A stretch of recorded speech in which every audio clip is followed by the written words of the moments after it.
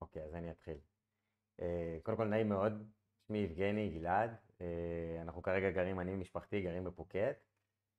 בעצם הוובינר הוא, אני לא יודע אם ככה הבנתם בין השורות, זה איך לנהל את הדירה מרחוק, אם יש כל מיני שיטות או טיפים, איך לעשות את זה נכון. אני אזכור רגע חלק מההתמודדויות שאנשים חווים, או לפחות אני חוויתי, ואיך אפשר לייעל את זה מכל מיני בחינות. זהו, לקראת הסוף אני אעבור על השאלות שאתם שלחתם, ותרגישו חופשי אחרי זה לאסוף שאלות, לרשום בצ'אט שאני אעבור אחר כך. וזה בגדול, סדר גודל של 3/4 שעה, ונראה לי שאנחנו נכסה את כל הדבר הזה. טוב, אז זה הנכסים שלי. אני אבא לארבעה חמודים ומתוקים, מ3 עד 8, ואשתי אלונה, שמלווה אותי בכל הדברים שאני עושה, אנחנו עושים ביחד את מגידולים להשקעות למשק בית וכל מה שיוצא בזה. מתפתחים אישית ועושים כמו שצריך, אז זה בעצם האנשים ליבי איתם, זה הנכסים שלי. אנחנו גרים בפוקט מזה 2 שנתיים. בעולם הנדל"ן אני סדר גודל של איפשהו בין 6 ל7 שנים, בכל מיני תחומים, גם בארץ, גם בחו"ל. וזהו, בואו להיום. כולם שומעים אותי? אני כזה... שומעים? רואים? יש. ככה, אז קודם כל, כל הוובינר הזה מיועד לבעלי דירה אחת או יותר, לא משנה אם יש לכם דירה אחת או כמה. לחלק גדול מהשאלות ששאלתם יש מענה במצגת, מה שלא אני השארתי לסוף.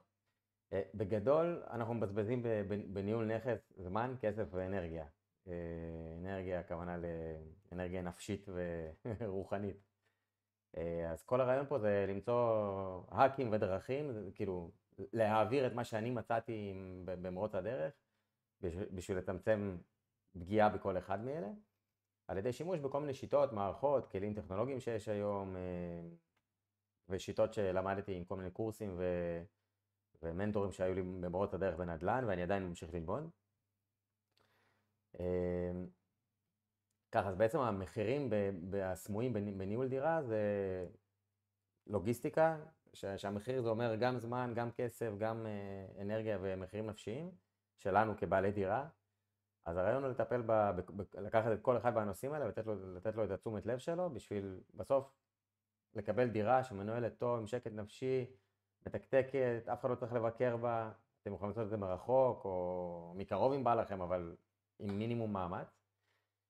אז לוגיסטיקה, החלפת סוחרים, שזה העיקר בניהול דירה, שם מורכזים מרב המאמצים, ותחזוקה שוטפת, שגם שם יש לא מעט מאמצים, אבל זה, בוא נגיד, לעומת החלפת סוחרים, זה נישה יותר קטנה.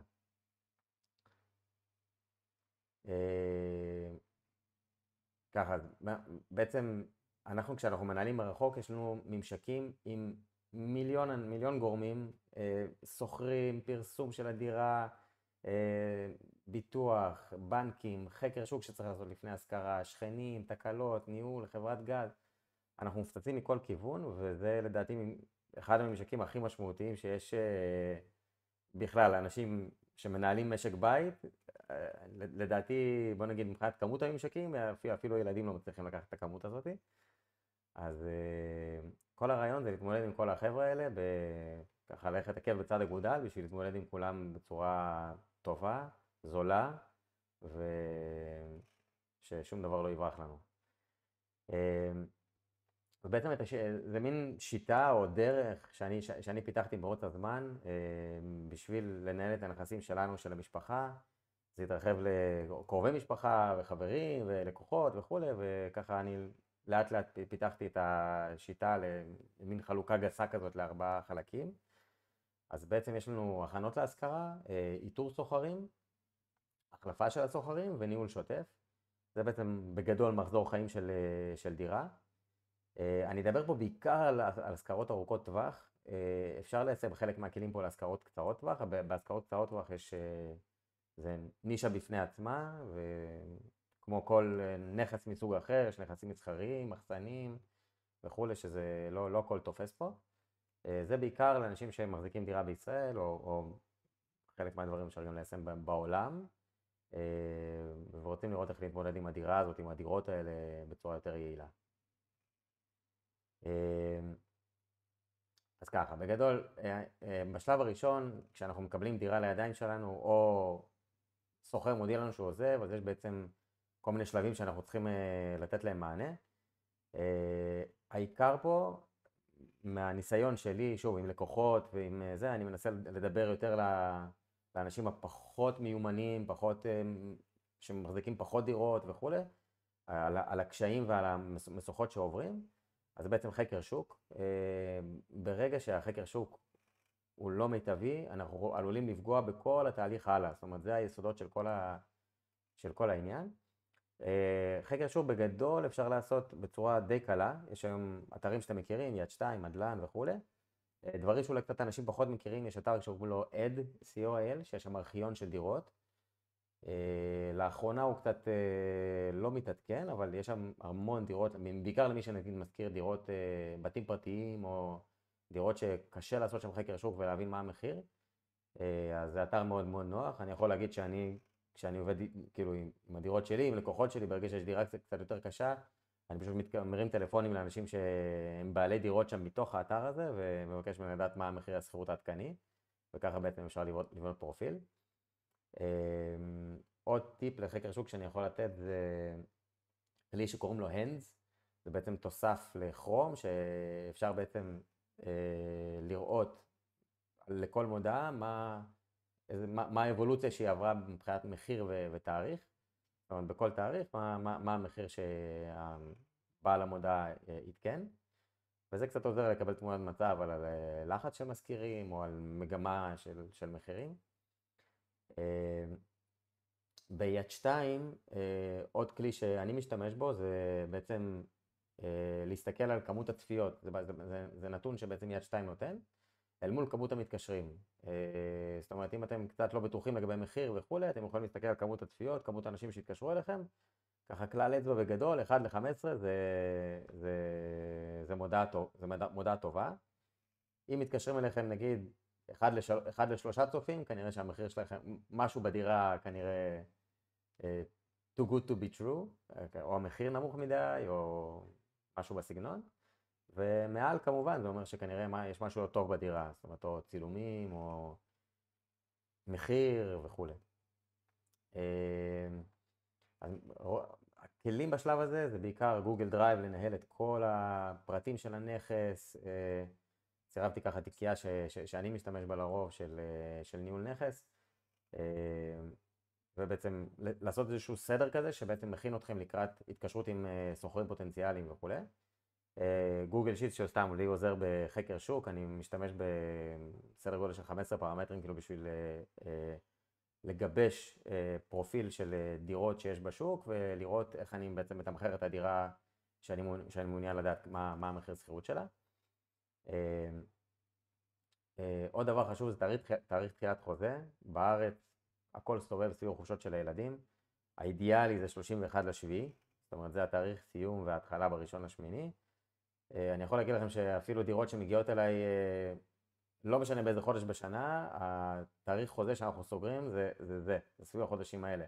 גם אם אני שם חוזה לשנה וקצת או פחות משנה, העיקר להגיע לתאריך יעד הזה, כי שם נמצאים רוב האנשים, שם נמצאים המחירים הכי טובים, אז כדאי לכם, בוא נגיד, להזכיר בתאריכים האלה, זאת אומרת לעשות חידושי חוזה בתאריכים האלה.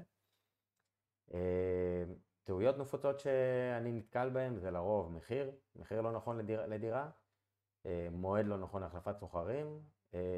אנשים חושבים שזה מאוד נחוץ להיות בדירה, וזה לא. אני ארחיב אחרי זה בהמשך על התהליך שבעצם אנחנו עוברים בהחלפת סוחרים או במציאת סוחרים, אבל כמעט ואין שום משמעות להיות בדירה. זאת אומרת, אפשר להשיג את כל הדברים האלה בדרכים אחרות. במצב הדירה, אני אחרי זה אספר סיפור קצת על אבא של חבר שלי שעזרתי לו קצת, אבל מצב הדירה חשוב מאוד לא להידבק סנטימנטלית לכל מיני דברים בדירה, לחשוב שזו דירה שלנו, זה בעצם מוצר שאנחנו מוציאים לשוק, הוא צריך להיות שווה, ראוי, ואני ארחיב אחר כך בהמשך, אבל מבחינתי סוחרים הם לקוחות, וצריך להתייחס אליהם ככה, ולתת להם את כל המענה הדרוש עם כל מה שצריך, וגם הדירה צריכה להיות ראויה למגורים. היא לא צריכה להיות פנסי, אבל יש כל מיני דברים בסיסיים שכדאי שיהיו בדירה, ולפעמים אנשים נקשרים לרהיטים, לכל מיני עיצובים שיש בדירה, שמוצאים חן בעיניהם, אבל הם לא רלוונטיים לשוק, אז זה גם טעות נפוצה שקורית בהכנה להשכרת דירה. באיתור סוחרים, אז אני חוזר על זה, זה שירותיות, זה מה שחשוב, זאת אומרת, להיות אדיבים, נחמדים, יש אנשים מכל הקצוות, ושמרגע התקשרות מתחילים לדבר לא יפה, או שנחמדים עד הסוף, ושוב, זאת נקודת מבט שלי, צריך להתייחס לכולם בכבוד, לתת לכולם את כל הצ'אנסים שצריך, הם לקוחות שלנו בסוף, ולהתייחס להם יפה, ככה לדעתי לאורך כל הדרך שאנחנו מתקשרים עם האנשים האלה. חלק מזה זה לתת מענה מהיר, שאנשים, זאת אומרת, מצד אחד שאנשים יבינו את הפן של השירותיות והמענה, מצד שני, קחו בחשבון שכל מי שמתקשר איתכם, הוא רואה עשרות דירות, אם לא יותר, ואתם אחד מהם, ואם יש סוחרים טובים, אתם רוצים לתפוס אותם, זה אינטרס שלכם, אז מענה מהיר בעצם ימשוך יותר אותם אליכם, ובעצם ייתן להם איזשהו פידבק חיובי להתקשרות איתכם בעתיד. כולם במקביל, הכוונה בעצם שהרבה פעמים אני רואה שבעלי דירות נקשרים ככה לאיזשהו סוחר פוטנציאלי, או מישהו שנתן להם איזה מילה, או בא לחתום איתם כבר חוזה, ונקשרים אליו וככה עוזבים לאט לאט את האנשים שבמקביל הוא יתקדם איתם עד כה. אז חשוב להגיד שלהתקדם עם כולם במקביל, אני יכול להגיד לכם שבשלב של השכרת חוזה לפעמים נמצא עם 4-5 משפחות במקביל, שאני בגדול מרוצה מהם, אבל כל אחד יכול ליפול בכל שלב, כל משפחה שעכשיו החוזה נמצא אצל החתימה, יכולה פתאום למצוא דירה אחרת ולברוח, ואם אתם עם איזשהו דדליין שהוא קצת צפוף, אין בעיה להיות עם כולם במקביל, ובסוף להודיע לכל אחד אם אתם בסוף סוגרים איתו או סוגרים עם אחר, זה מקובל, כמו שהסוחרים מחפשים במקביל, ככה גם אתם צריכים לעבוד במקביל עם כולם. הדבר הכי חשוב אני חושב בשלב הזה זה מודיעין. המודיעין הזה שמתחיל מ-day one, שאנשים מתקשרים איתכם בוואטסאפ, מתקשרים בטלפון מיד 2, זאת אומרת לנצל כל פיסת זמן בשביל לקבל מידע, בשביל לבנות בסוף פרופיל של אותו בן אדם, אותה משפחה. יש עוד המון כלים, אבל לאורך כל הדרך עם ההתכתבויות בפייסבוק וזה, תמיד להמשיך לשאול שאלות, כל עוד הבן אדם שואל שאלות, אפשר להשחיל שאלות מעניינות וכמובן לבנות את השאלות מראש, וככה בעצם לקבל תמונת מצב כמה שיותר איכותית על אותה משפחה. כלים בשלב הזה, מה שלי מאוד עוזר למשל זה תזמון של סוחרים באמצעות קלנדלי. זה איזשהו כלי פשוט של תזמון יומן, שהולכים אליהם, יש להם חלון של שעתיים, כל אחד יכול לשים את עצמו ביומן. אני זוכר שאישית הייתי מבזבז את זה קרוב לכמה שעות טובות, כי אחד לא יכול, אחד כן יכול, שעה כזאת נוחה לו, שעה כזאת לא נוחה לו. אני לא אמרתי את זה מקודם, אבל זאת אומרת, מה שחשוב שיהיה ביקור מרוכז. זאת אומרת, סוחרים שמגיעים בחלון של שעתיים, גב אל גב, 10 דקות לכל אחד, וככה בעצם רואים את הדירה. זה השיטה שעובדת לי, זה מה שאני עושה, זה מצד אחד זה יעיל כלפי הסוחרים שנמצאים בדירה, או כלפי מי שמראה את הדירה. מצד שני זה יוצר מין תחושת קצת לחץ מקרב אותם סוחרים שמגיעים. כל אחד מצד אחר מקבל את הזמן שלו, את 10 דקות שלו. אז הביקורים האלה גב אל גב, הניהול שלהם בקלנדלי הוא מאוד מאוד נוח, זאת אומרת שהולכים לכל אחד קישור וכל אחד בוחר את החלון של זמן שהוא רוצה, יכול להחליף אחר כך, זה מאוד מאוד יעיל. מבחינת בדיקות, יש בעצם בדיקות, חוץ מהבדיקות בעל פה שאתם עושים בוואטסאפ ושיחות טלפון וכו', יש היום אתרים ממשלתיים שנותנים מענה לחלק מהדברים, כל מיני צ'קים חוזרים, עיקולים, פשיטות רגל. אז בבנק ישראל, משרד המשפטים, רשות האכיפה והגבייה וב-gov.il, זה בעצם 4 אתרים שאפשר למצוא בהם כל מיני סוגים של בדיקות. דירוג אשראי, זה כלי חזק מאוד. אפשר בעצם, כל בן אדם בארץ בעצם זכאי לדירוג אשראי חינם אחד בשנה, ואפשר בעצם לממש את זה בשני דרכים. אפשר מצד אחד, מצד הסוחר בעצם, הוא יכול לגשת למערכת נתוני האשראי של בנק ישראל, או מצד המשכיר, אתם יכולים לפנות לאתר שקוראים לו WeCheck, והוא בעצם חינם, כן? הוא יוזם התקשרות מול אותו סוחר שאתם מעוניינים לבדוק אותו, ומייצר דוח דירוג אשראי ושולח אותו אליכם. שוב, זה חינם עד פעם בשנה לכל סוחר, אז בוא נגיד, אם אתם מכירים את זה, אז סבבה, רוב בעלי הדירות לא מתעסקים בזה, חוץ מחברות ניהול קצת יותר מנוסות. לנו, בוא נגיד, האנשים שגרים רחוק, אז סיינוול זה כלי להחתמה על חוזים, יש כל מיני כלים בשוק על הדבר הזה. זה פשוט כלי שאפשר להזין שם מיקומים של חתימות על איזשהו PDF או חוזה שאתם גיבשתם, ולשלוח אותו למגוון של חותמים, ככה חותמים מרחוק, יש שם בסוף דוח שהוא קביל משפטית, שרשום באיזה IP כל אחד חתם, ומה היה האימייל של כל אחד כשהוא חתם וכו'. עוד כלי, אתם מניח שאתם מכירים וואטסאפ, אבל בוואטסאפ ביזנס יש בעצם אפשרות לעשות לייבלס, שזה בעצם כמו תגיות כאלה עם צבעים, שאפשר לעשות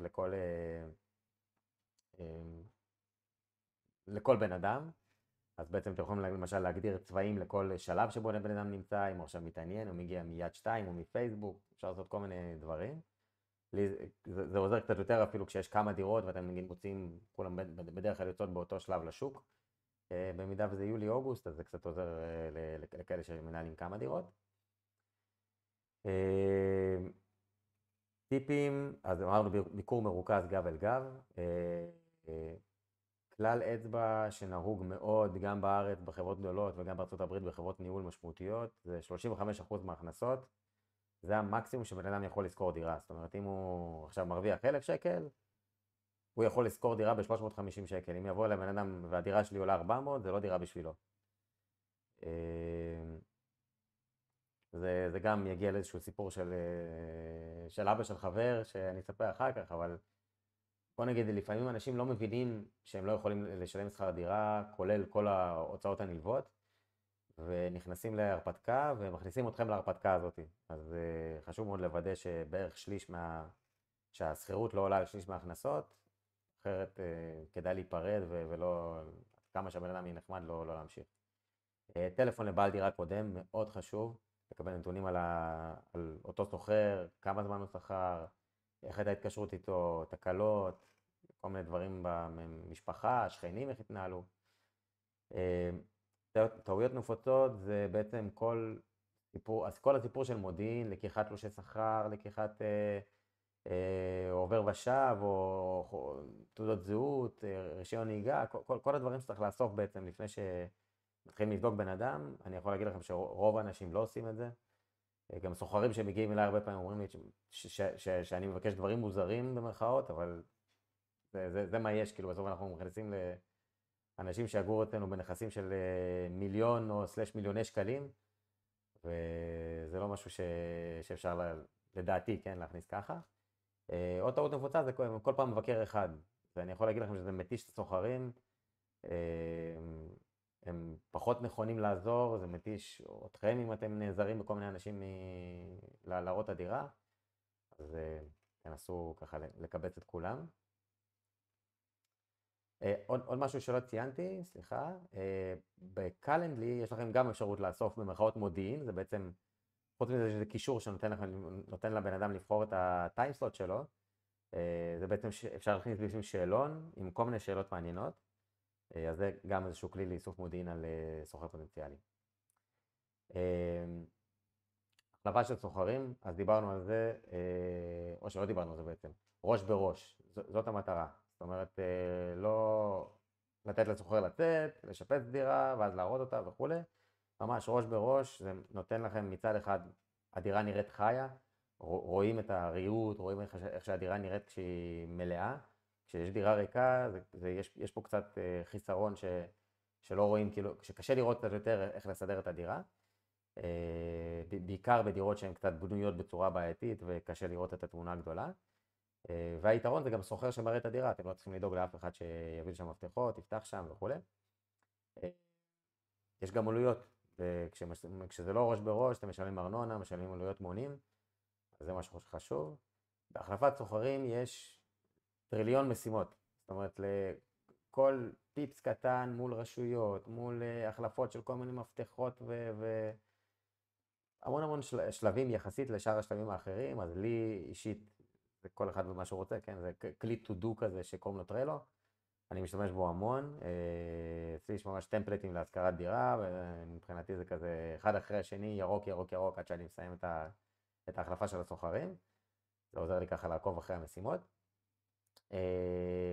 טיפים שאני יכול לתת בשלב הזה, תשאול הסוחר היוצא על תקלות, יש לו מוטיבציה מלאה לספר לכם מה קורה מבחינת הדירה, גם ללכלך עליה וחופשי, והוא יכול לספר לכם את כל התקלות הקטנות האלה שאנשים שנכנסים ויכול להיות שזה יפריע להם, ובמידה ואתם מכניסים איזשהו בעל מקצוע, אתם תוכלו בעצם להכניס בעל מקצוע על כמה תקלות בבת אחת.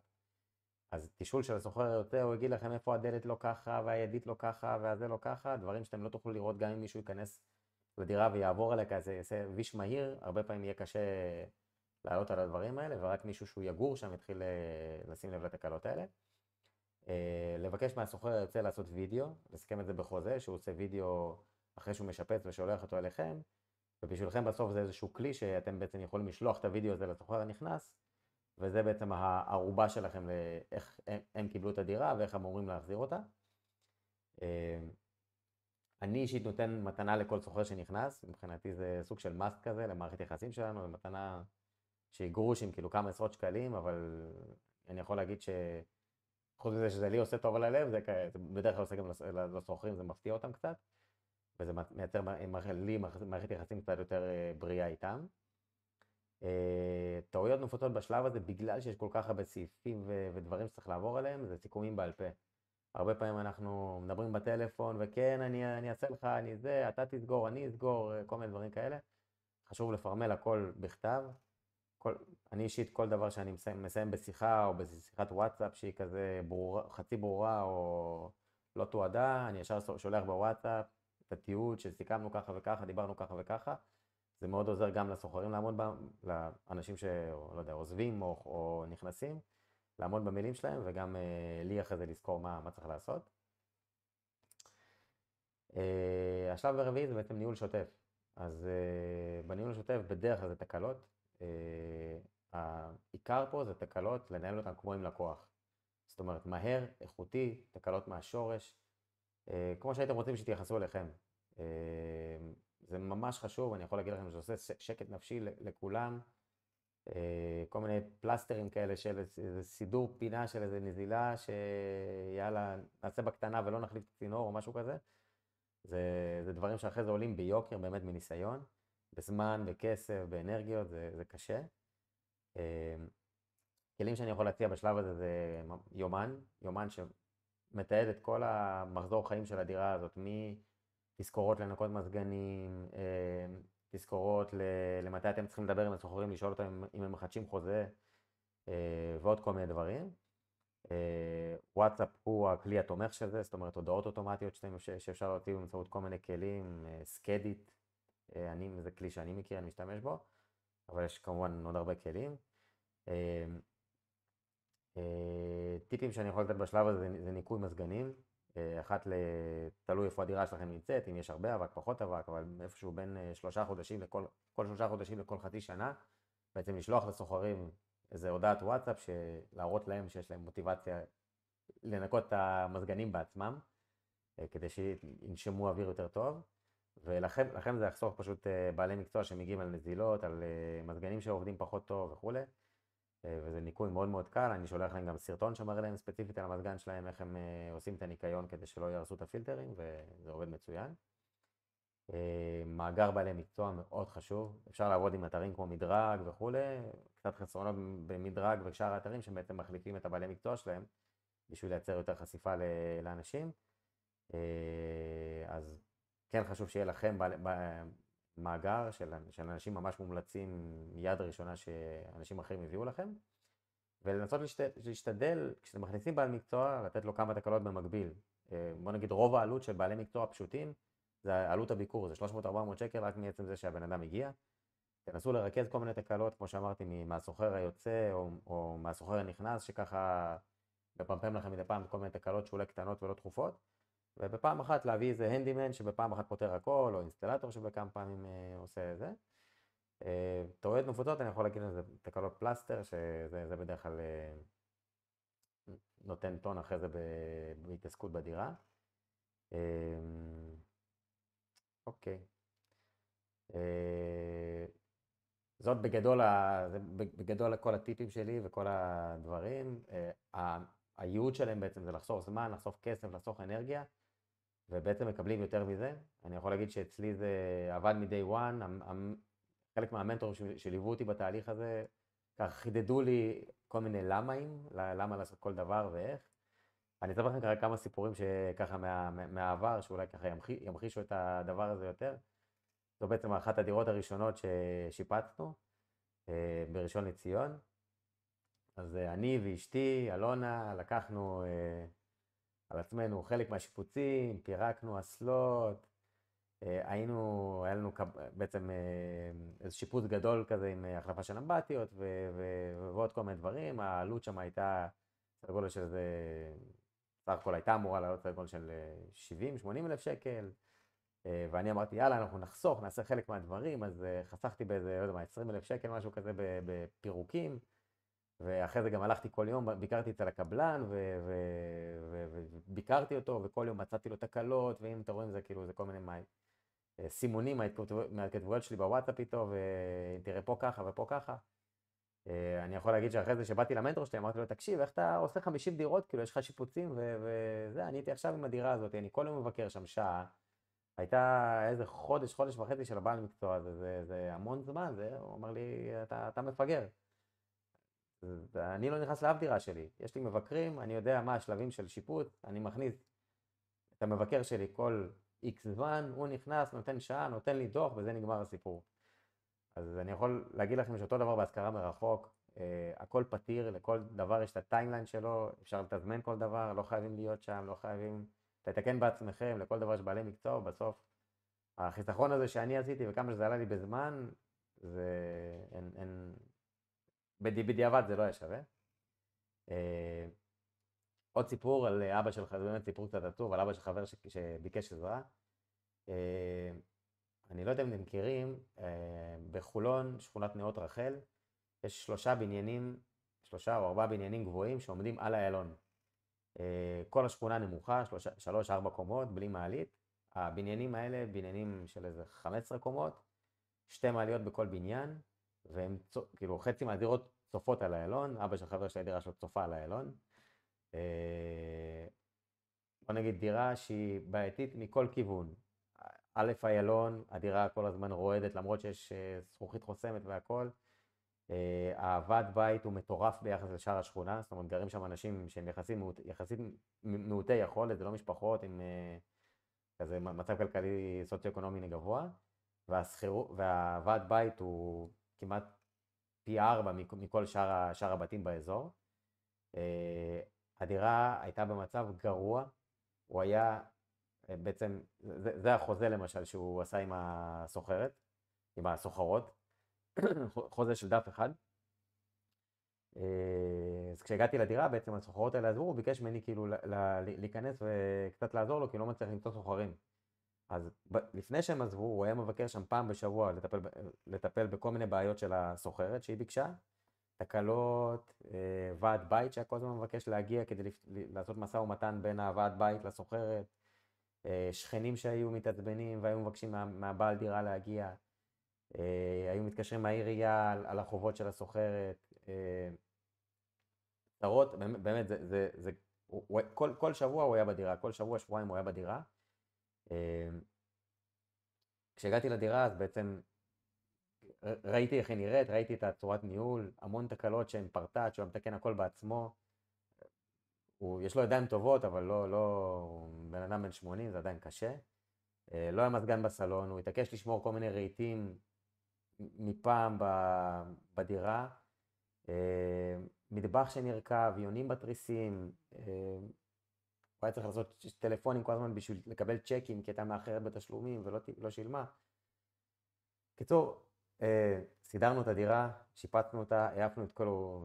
אחרי מאמצים רבים, העפנו מטבח היום עולה 2,500 שקל, העפנו מטבח, שמנו חדש, ניקינו את כל הדירה, עשינו תמחור מחדש לדירה, הוא הוריד 100 שקל ביחס לשכירות, הסתבר בסוף שהסוחרות שהיו שם, הם פשוט היו מעוטות יכולת, הם לא יכולו להרשות לעצמם לשלם את זה מצד אחד, מצד שני הם לא ידעו שהם הולכות להיכנס לבור כזה ולהתחיל לשלם כל כך הרבה כסף על הדירה ועל ועד בית וכולי, הם פשוט לא עמדו בזה. ומשם הגיעו כל הצרות, יחד עם זה שסוחרות קצת פחות איכותיות, מה שהוא יכול לקבל. הדירה הזאת כבר עובדת 3 שנים, אנחנו לא שומעים ממנה, הייתה שם פעם אחת החלפת סוחרים וזהו. לסיכום, ככה בגדול, 4 השלבים, יש הכנות להשכרה, איתור סוחרים, החלפת סוחרים וניהול שוטף. אז חשוב מאוד, חקר שוק, מצב הדירה, לא צריך להיות בדירה. כלים כמו AdCOIL על ארכיון של הודעות, והנס שנותן תמונת מצב עדכנית של מפרסמים ובכמה הם פרסמו. תהיו שירותיים, אני ממליץ לכם להיות שירותיים לסוחרים שלכם, זה מאוד מאוד עוזר בהתקשרות איתם. בדיקות רקע מאוד חשוב, ולהביא את כולם במקביל לראות את הדירה. שוב, כלים כמו קלנדלי שעוזר לתזמן פגישות, סיינוול שעוזר לחתום על מסמכים. בהחלפת מסמכים, איזשהו כלי של to-do שאתם בוחרים, אני בחרתי בטרלו, החלפה של ראש בראש וסיכומים בכתב זה מאוד חשוב. בניהול השוטף תשמשו בעלי מקצוע טובים, גם שירותיות, תטפלו בתקלות מהר וזה המסר שלי. יש לי מדריך שאני בעצם גיבשתי כזה, די כזה מקיף לניהול דירה מרחוק, עם צ'קליסטים וכולי, אם אתם רוצים או שתפנו אליי או שתורידו פה עם ה-QR, אני אשלח אליכם. מאוד. אם אתם צריכים עזרה, הכוונה, תרגישו חופשי להתקשר. אני מדבר עם הרבה אנשים על ניהול נכסים שלהם, חברים, משפחה, אין לי בעיה להקדיש כמה זמן שצריך. אני מנהל נכסים, אז אם אתם צריכים עזרה בלנהל את הנכס שלכם בארץ, יש לי גם שותף מקומי בארץ ואותי. זהו בגדול. שאלות, אני ככה אעבור ברפוך של שאלות שנשאלו ככה לפני הוובינר. אז מיסוי על השכרה בישראל, שוב, אם מישהו לא מכיר, יש בעצם 3 מסלולים, פטור חלקי, מס מופחת של 10% ולפי מדרגות מס. אפשר בעצם קיזוז של הוצאות רק לפי המסלול של מדרגות מס. המס המופחת, בדרך כלל רוב האנשים משתמשים במיסוי או מקבלים פטור, אם זה מתחת לתקרת הפטור זה 5,400, או משתמשים במדרגה של 10% על כל המחיר של כל הדירות שלהם. ומדווחים באתר של מס הכנסה. כמה חשוב לבקר ולפתח הנעשה בנכס, אז הראיתי, כי אני חושב שעברתי על זה בשקפים, אין שום צורך לבקר בנכס. אפשר לקבל תמונות מצב מבעלי מקצוע שמגיעים לנכס, מהסוחרים שלכם, יכולים לעשות לכם תמונות וידאו. בסוף זה חשוב למסור את הדירה ולקבל אותה בחזרה כמו שהיא, או עם כל ההסתייגויות שיש בתוך החוזה. אני לא ראיתי את הדירות שלי שנים ואני גם לא רוצה לראות אותן. מה שחשוב לי שחוזרות לסוחר הבא, כמו שהסוחרים קיבלו אותם. איך מייצרים ביטחון בניהול מרחוק? אני חושב שכל הכלים האלה בעצם מייצרים ביטחון, בעיקר מודיעין על הסוחרים. חברת ניהול ושקיפות בתהליך הגיוס הסוחרים, לא כל החברות, בעיקר הגדולות לא ירצו שתיכנסו להם לתחתונים. חברות יותר משפחתיות, יותר קטנות, אין בעיה. בקרה על תשלומים, העלאת שכירות, טיפול בסוחר שמתעכב בתשלומים. סוחרים שמתעכבים, יש כל מיני כלים, יש ביטחונות מכל מיני סוגים שאפשר לקחת כדי לשפר את המוטיבציה של סוחרים לשלם. העלאת שכירות בהתאם לחקר שוק, ובקרה על תשלומים זה פשוט חודשי, לעבור לבנק ולהסתכל. לשנות מחירים בהתאמה כך שיתקנו בו זמנית, אני מניח שזה השכרה קצרת טווח. אז בעצם יש כל מיני כלים בשוק שאיתם אפשר לעשות את זה, זה לפודקאסט אחר. שיקולי מס מול מדיניות המס בתאילנד, מה שאני מכיר בתאילנד, שוב זה כמובן הכל פרטני וכולי. הכנסות משנה ראשונה פטורות, בוא נגיד לא מסתכלים עליכם בהיבט מיסוי, זה מה שאני מכיר, אני מסתייג מזה, ובשנים הבאות יש מס על הכנסות. מכירת נכס מרחוק, אפשר לעשות בדיוק באותן שיטות, יש ניואנסים, זה גם מה שאנחנו עושים, אני והשותף שלי, בין היתר גם ללקוחות שלנו, עוזרים למכור את הנכס שלהם או לעשות כל מיני פעולות יותר מסיביות של שיפוצים בנכס, אז זה לגמרי אפשרי. משכנתא בתור תושב חוץ, אפשרי לגמרי, עושים את זה עם חשבון בישראל, יש כמובן הבנק ימעיט את החשיפה שלו מנגיד 70% ל-40-50%, שוב תלוי בכמה משכון אתם לוקחים, וחותמים בקונסוליה. תמחור נכון בעת חידוש חוזה זה חקר שוק, איך נותנים מענה לתקלות מרחוק, אני חושב שהסברתי. כלים להגברת חשיפה לנכס בהשכרה, פשוט לפרסם בכמה שיותר אתרים, ודירות להשקעה ייכללו בחו"ל. הערה קטנה, כל הטיפים פה, וחוץ אולי חלק מהכלים, אפשר ליישם אותם בכל העולם.